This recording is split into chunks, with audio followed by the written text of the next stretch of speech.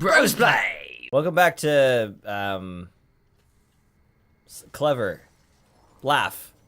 Lines. Insert comedy. Insert, penis joke. Hey! Funny things, interesting things. Machine room door. Wow. I discovered- really? You have to tell me why I want to touch the door. Fuck you. I discovered a new song. Well, I guess I always knew about it, but I discovered new meaning to an old song. Nice. It's a song by Scroobius Pip. It's called 1,000 Words.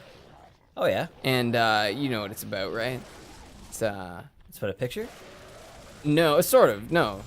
So it's about, like, he tells this story where when he was young, he almost drowned, and in that almost drowning, he had this experience where he felt like he was granted with whatever bug it is that draws him to language, and that's what made him Scroobius Pip. Interesting. But when he tells the story, he keeps saying, with these 1,000 words, I'll try and paint a picture in your mind that breaks the rule of thirds. Oh. And I thought, it's really specific how he keeps saying with these 1,000 words. And I went and checked. There is exactly 1,000 words in the song. Of course there is. I mean, Scroobius Pip. it was like 998, but still. Oh! Stretch Armstrong, stretch Marcus. The Unreal Engine at its finest. Yeah. And I just thought that was sweet. He somehow managed to write a song with exactly 1,000 words in it. That's awesome. He whose 37 clever lies left 37 severed minds. He who sometimes fails but always tries. Here. How about from a little TWRP over here? Shit. It's a terrible lyric. Yes. Well, I don't think they swear. Wow. Oh yeah, that's I don't a good think point. they swear at all.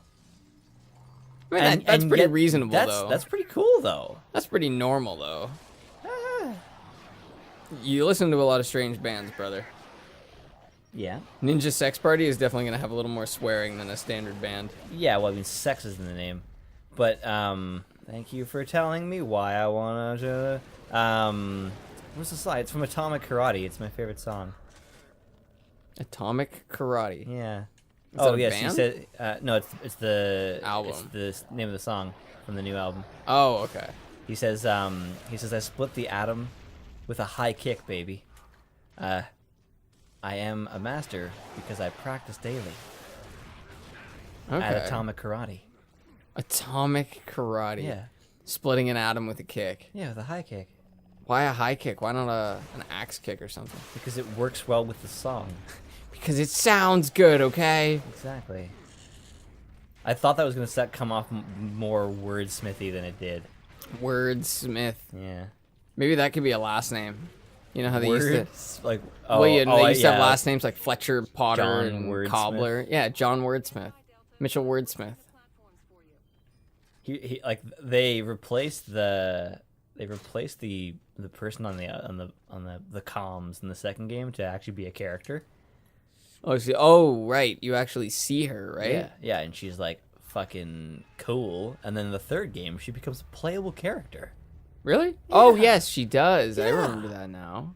I can't remember her name, so we'll call her Fiona. I I love, love these little symbols.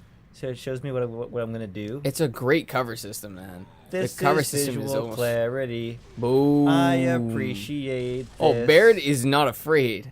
Oh, Baird. Baird just took the best cover I've ever seen. Check it out.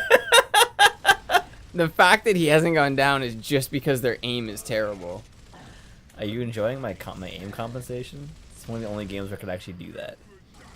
Wait, so you're aiming low so that it... Good fucking aim. There's some fucking compensation for you. Okay, there we go. There we go. Figured it out. You're not safe here, by the way, brother. Oh, I called it. He saw ya. So you thought you were a sneaky butt. I really like how they put multiplayer tips in here. It's really helpful. In assassination. When assassinating a boomer. Wouldn't that be sweet if you could do a rogue trooper type assassination? Get it behind it and just rip its jugular off? That was a great game.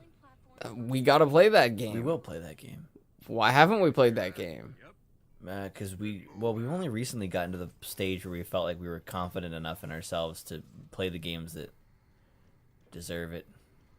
That's a good point. Then maybe that has to be like one of the next ones. Rogue the... Well, we got Rogue Man Trooper, Trooper. we got the Jack series, the Ratchet series, Wow, he climbed through Yeah, the that was window. pretty impressive, actually. It's fucking neato. That was neat. I think this was 2008, I think. Really? Yeah. Yeah, no, I guess that makes sense. 08. This is pretty good for 08. This is phenomenal for '08, dude. This is one of the first games that ever had the idea to have no reticle until you aim. It's brilliant. It looks really good. Because most games did they held they either had a reticle or didn't. Like the Jack series did not. Yeah, it's true. It was just aim. It was just like kind of an auto aim type thing. I probably shouldn't say it's one of the first. It's just I think it's probably the first time I ever saw it.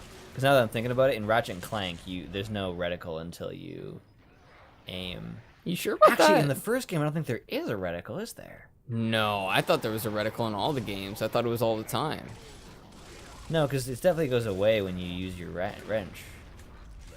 Oh, maybe. I can't remember. I remember there being a reticle at least in Deadlock. Oh, yes, for sure. It's a different Absolutely. kind of I'm game, just though. referring to the first game. I just mean, like, Deadlock would have come out... Oh, no, it would have been before this. Would be sweet if you just dove off this, landed on the boomer's head, and just shoveled him. And then he fired a boom shot into the queen, and you beat the game in the first game. And they're Or- like, we're not going to make the third game. Even better, he shot the boom shot into another boomer who shot him into another boomer all the way down the line and just demolished the whole army in one shot. Just an army of boom. I saw. Holy Whoa. Whoa. I saw a joke that was like, it was a guy trying to eliminate ants, and he said, I don't use any poison. I just use extreme liberalism. So he puts these ants on there, and then they start convincing all the other ants that they shouldn't have to work that hard, and then like all the ants get like convinced that like it's unfair that the queen has all the power, and then they overthrow her so she stops producing ants, and then the colony dies. Oh, that's good. It's like, if it doesn't work in 3 generations, you get your money back. I love that kind of stuff, that like just ridiculous solutions to... What do they call those cartoons? Those like black and white political cartoons that you usually see in like the New Yorker. Oh, editorial. Is that what they call cartoon, them? Yeah. Yeah. Oh, it's- editorial cartoon. Okay. Yeah, because editorializing means you're implying a certain direction to lean. Because I've seen from some. the viewer. Okay, you're trying to push a particular view. Yeah. So an example. Well, not to get too political, but there's definitely news sites people know of that lean right, and then certain places that lean left, and you got people like Philip DeFranco who will show you both. He'll be like, you know what? At first I agreed on this side, and then when I read into the more story, I agree on that side. But he always says at the end, but I want to know what you think, which I really like. Whether he actually cares or not, the fact that he puts that out there, just that he like tries to generate conversation. Throw is a grenade at interesting. that. Yeah. No, throw a grenade at that. Oh, But I thought you were saying. no, definitely not. And I yeah, thought you were saying throw a grenade at it, as in like that was an analogy, oh, like by telling people what do you think, that you're throwing a grenade at the situation. oh, okay. That's really funny. No, I like when people reveal that they have like a nuanced opinion. I think it's just important to have an opinion based off things you've heard. The worst thing for me is when somebody has an opinion but they refuse to defend it. Yeah. Because it just seems to me like, don't tell me you have a solid opinion if you haven't based it off anything. What also bugs me was when somebody says something like, stopped listening the second you said this word. Because I was watching a Pyrocynical video. I don't know why I keep bringing up Pyrocynical in this. I don't even watch him very often anymore. But I keep bringing him up in Gears for some reason. Well, I'm sure he'd be flattered to hear that. I think he would be just flattered for any positive conversation about him. I mention you all the time, but I don't watch you anymore. He's generally, I mean, because he makes inflammatory videos. He makes fun of people, so of course. That's what he does. He gets responses. He gets inflammatory responses. Sorry, we haven't been timing this. Oh, that's 37. Ow. that's us. This is funny. 37 minutes, and we did a 25 minutes. So what are we at? So we'll put us on for another 6. Nice. Maybe we should make it a little longer. You hear that, people? There's gonna be at least 6 more minutes of this shit. I know you already know that, but I'm excited. Why do I want to make it too short? Yeah, too long is yeah, too long is probably better than too short because we do half an hour every now and again. Yeah, that's true. The half-an-hour episodes are cool because that's longer than a half-hour TV show, right? Because a half-hour TV show is 22 or 23 minutes. Yeah, 22. That's the joke of the show. This hour has 22 minutes. Oh yeah, but it should be this half hour. Yeah, that's always bothered me. I agree. That's bothered me since day one. Whoa! Oh my god, those are the least sure-footed And then soldiers. look how fast he stopped too. He just like, Shop! I can't even believe how bad that fall was. That was like a banana peel slip. Their feet were above their heads. Whew. That was kind of sad, actually. That was pretty bad. But the point of what I was bringing up is that Pyro responded he responded to people's response to him, and they were like, stopped watching the second you said this word, and he's like, that's really great because the rest of the words explained that it was a joke. But I'm really glad that you decided to close your mind at the first thing that I said. Yeah. It's really telling of who you are as a person. Now, of course, he said it in a much more inflammatory way. Because, I mean, his name... People love to do that, though. They love to not hear people I didn't out. even intend on using the word inflammatory. His name is Pyro. That's hilarious. Yeah, seriously. That's not my intention, actually. That's definitely where that comes from. Pyrocynical. Oh! Sit down, kid. Get that's what happens when you smoke rolled. outside. I hate those helmets. I think that's so silly. I think it adds to the... Wow, look at this guy's cover is amazing. That actually, every time I see one of those helmets get shot off, wow. Ah, he got saved by the bell. What even happened? You got shot, dude. What happened? I didn't have any damage. Whenever you shoot one of their helmets off, it reminds me of that scene in, I think it's Saving Private Ryan, where the guy gets shot in the helmet, and then he takes off the helmet to celebrate and gets shot in the head. Yep. Every time, that's what I see. These silly grunts in their little leather padded helmets that take a bullet. It's fucking ridiculous. All right, let me zoom in on this man's face This guy gets headshot every time. as I blow his face to Ooh. pieces. Now he's got an active reload. This shot's gonna Oh. smoke him. And another your head goes active reload. Anyway, too narrow. good shot, kid. Good shot. He's got that helmet. Ah, it didn't matter. It's so unbelievable. If you shoot them in the face, it should still should register a full hit. Bam. The aiming is a little janked. A little janky, just in general. Yeah. I'm glad he can't execute your friends. Yeah. He should be able to, I though. think they can bleed out. And Did you not games. notice that guy, or did you just not care? was that a dude? Oh yeah, it was. Oh, I thought that was a teammate.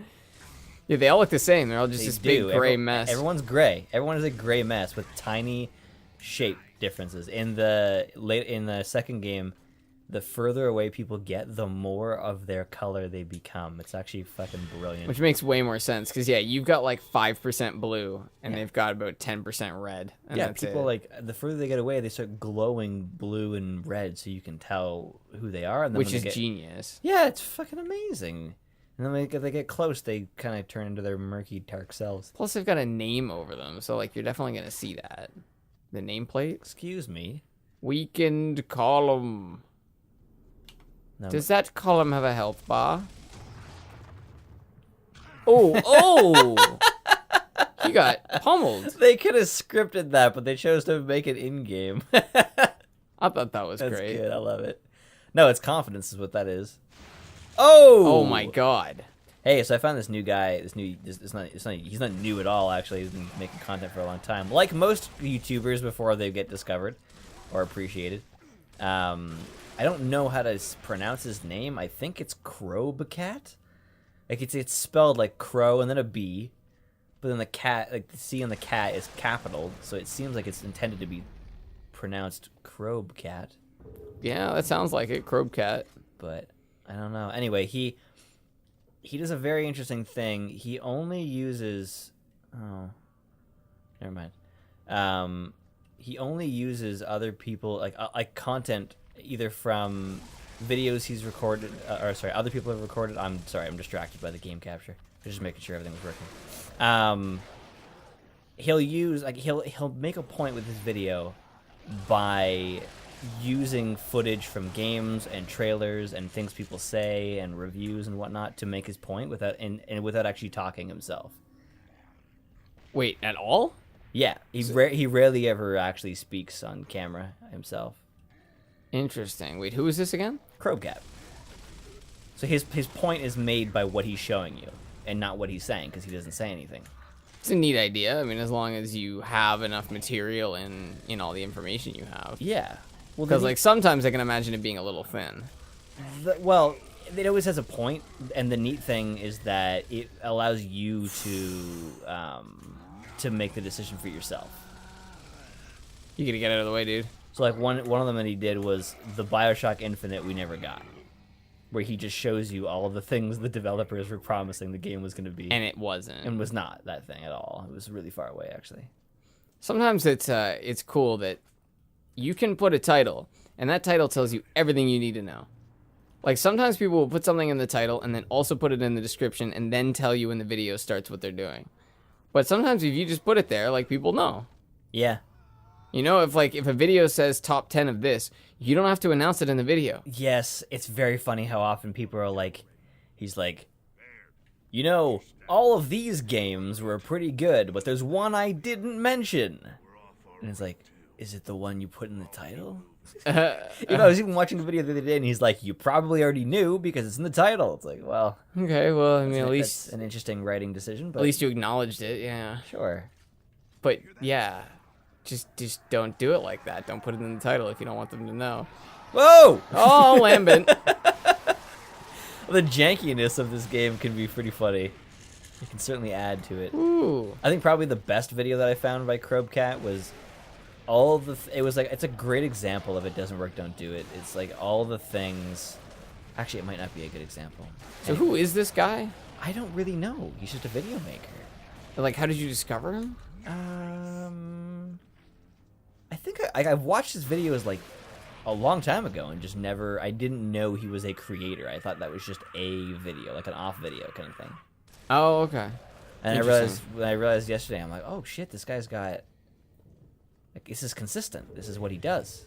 He's got subscribers. Like, it's potentially his job. You're big into the YouTube world, eh? Very. I also like to help them and support them and talk about them so that people go and check them out.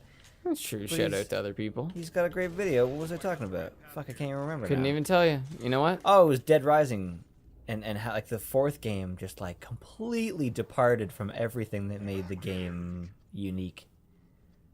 And they're just like you just keep hearing the developers' reasons for it, and it's just like essentially the excuses. The bottom line is, he even says we tried to make this game for the broadest audience.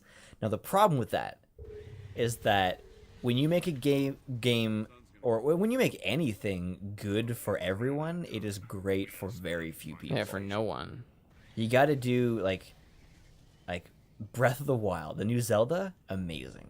It doesn't look like they tried to make everybody happy. They tried to make a very specific thing out of that game. Well, it's the same with the movie. It is not like the old Zelda game. So if you're a hardcore fan, it may not be the game for you. Depending on what era you're a hardcore fan of. Exactly. If you loved if you love its rigidity from the old series, then you're probably not gonna like the new one because it's open world as fuck. They give you the quest destroy Ganon very, very early in the game, and it's very obvious where to go because it's like a giant jutting out demonic castle. You know where it is. You can go and fight Ganon within the first 2 hours if you want to.